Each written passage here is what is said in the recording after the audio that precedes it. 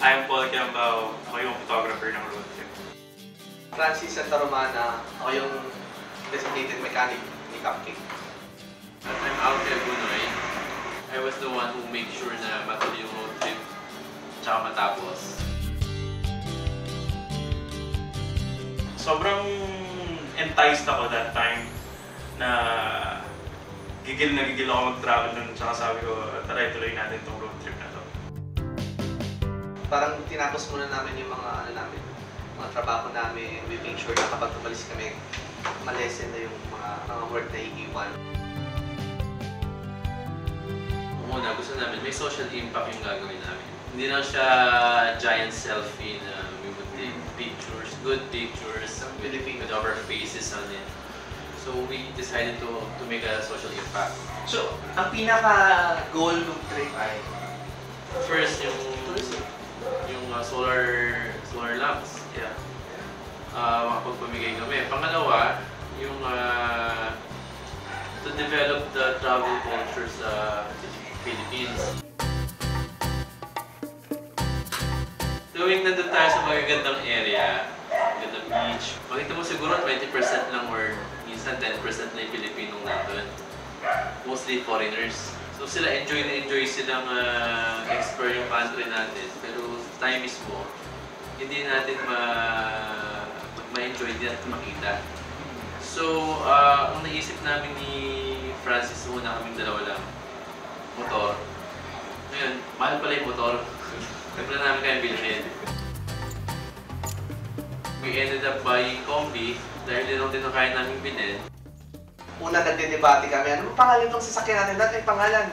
Gusto ko ng pula, hotdog eh. Sila, naisip nila, Cupcake, para may kasama kaming girl sa biyahe namin. So kapag nasisiraan siya, Cupcake, kaya mo yan, naandar ka, makati tayo. Yun yung naging ano namin. Parang panglambing namin sa kanya. Pagkakita namin sa Bulacan, Love at first sight. Love at first sight. Love at first sight kay Cupcake. Then sabi namin, ito yung future ng trip na to.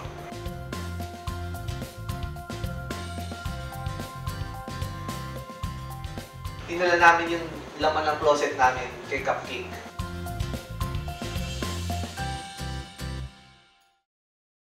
Walang power?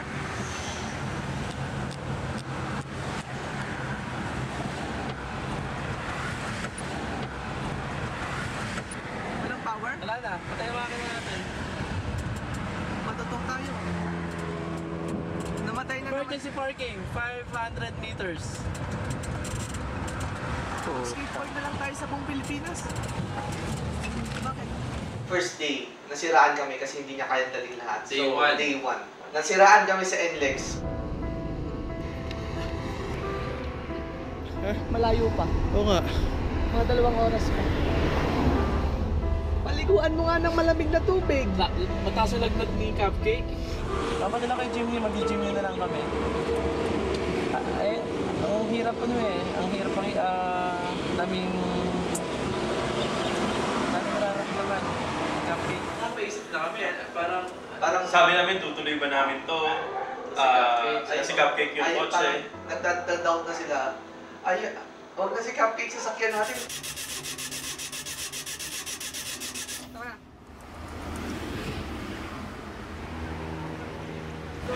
We decided na tumupo na lang at gamitin yung isang spare namin sasakyan na balik lang siya, maging masikip. We decided to abandon Cupcake. Sinabi namin yun na hindi na namin gagamitin si Cupcake. Gagamitin lang namin yung isang kotse na 4x4. 4x4, comfortable car.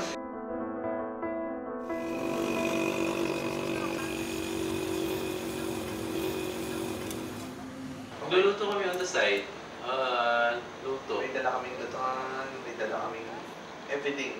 Kahit yung mga seasoning lahat. Sabihin mo lang, kahit sibuyas dala namin lahat. Unti-unti, agin, seasoning lahat kompleto. So kapag feel namin gutom na kami, magluluto kami. Ginabi lang kami sa may Bulacan.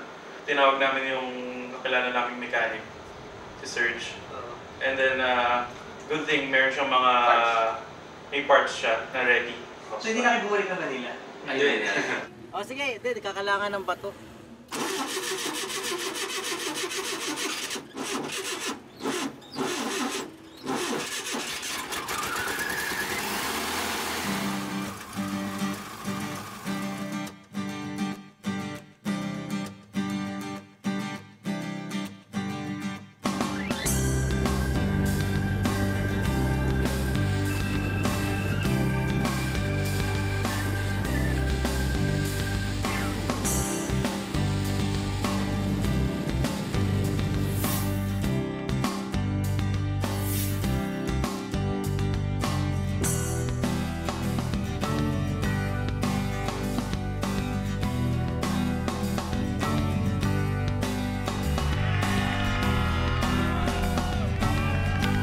We went to Claveria. Claveria. Yeah. Then when we were in Claveria, we took a boat, 6-hour boat ride. So naiwan si Cupcake sa Sa Sa Claveria. cell site. Sa cell site. Sa Claveria.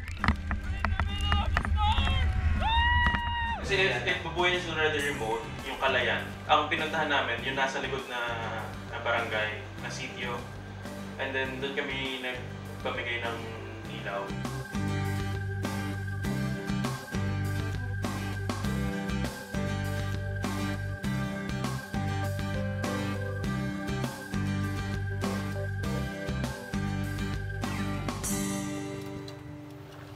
One, two, three.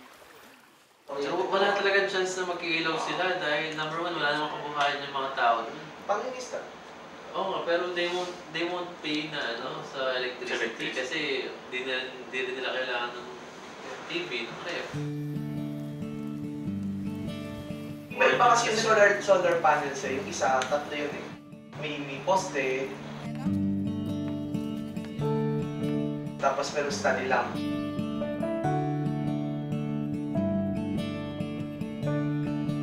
Every time na magbibigay kami ng study lamp, kinakausap namin yung mga estudyante para makakatulong kami kung sa pangarap nila na makakapag-aral sila paggabi, hindi na sila gagamit ng gasera, yung flammable.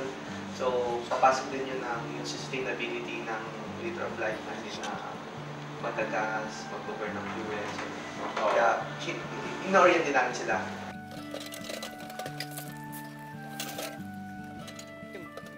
First time na namigay kami ng ilaw, doon namin naramdaman na ito na talaga yung purpose natin for this road trip, which is to illuminate every Like the houses Philippines. to light up the Philippines basically. So, pag ini-interview namin sila, anong gusto mong maging paglaki mo? Lahat sila, 40 tinanong ko, maestro. Kasi wala silang, feeling ko wala silang nakikita ang doktor. Yung doktor sa kanila, 3 hours away, magbabangka pa. Mga engineer, wala sila nakikita. So, lahat sila, maestro lang. So, parang, nakakatuwa na yung pangarap niya, is makakatulong naman ano paano makapag-aral siya sa gabi. Maliwanagan yung bahay niya.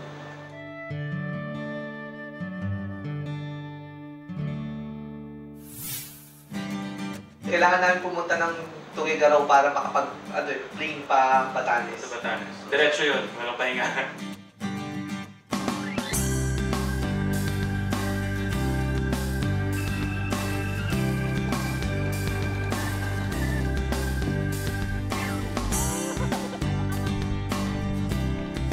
Batan muna. Bataan muna. Yeah, day 1, Pasko.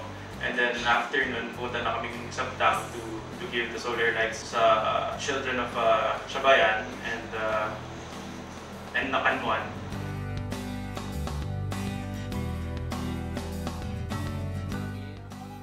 Merong isang from Liter of Light Na sumama sa... gustong sumama sa Batanes. So, nagdala siya ng mga lights from Manila.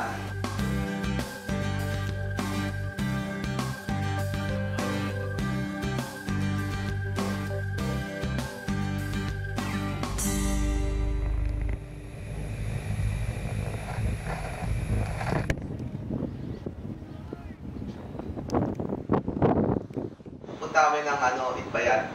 Nung nasa Itbayat kami, bigla naming nalaman na pupuntahan ng military yung pinakadulong island natin sa north.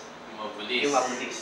Para yung maglagay ng Philippine flag flag. Yeah. Yeah. Pilipinas. But we decided on our own, doon kami sumakay sa bangka ng mga fisherman na Yeah. rent namin.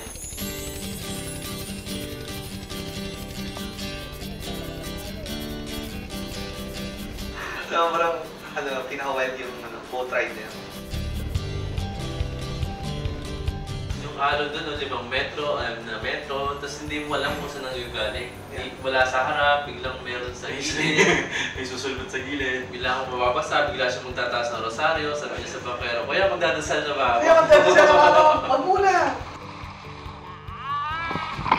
Yun yung pinaka-wild na waves na nakita ko. Fiberglass boat, walang cutting. Tapos nag-start kami ng travel 3 AM, pitch black. Wala kang makikita. Wala makikita.